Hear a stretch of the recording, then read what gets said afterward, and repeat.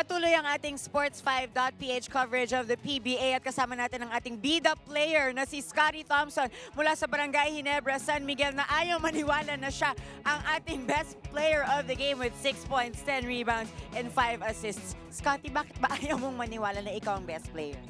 Wala, hindi ko lang expected kasi talagang gusto ko lang ma-involve lahat yung teammates ko. Gaya nga ng sabi ni coach, kailangan every game, kailangan grinding out kahit anong mangyari. So, You were playing very aggressive, lalo na sa physicality na tong game na to. Paano mo pinaghandaan yun? siguro dahil sa practice talagang kami lahat, pinaghahandaan namin lahat, mental, physical. So, everything starts with practice.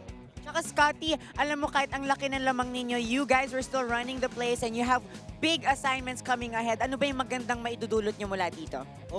Sobrang kailangan yun, lalo na yung pinasok yung mga bago para makuha yung flow sa system namin para sa preparation natin ngayong upcoming games namin ngayong Sunday against Alaska. So, yun. And for sure, the Ginebra fans are excited ngayon naman. You might want to greet them and also your loved ones who are watching you right now. Unang-una, nagpapasalamat ako sa lahat ng mga sumusuporta ng buong Barangay Ginebra. Patuloy niyo po kami suportahan, wag po kayong magsawa. Yun, tsaka binabati ko yung family ko sa Davao, sa Digo City, sa mga taga-Malala, Ging, Davao del Sur, lahat-lahat, Emily Holmes, Boss RSI, Boss Danny, mga taga-Perpetual, Sir Alta, yun, lahat.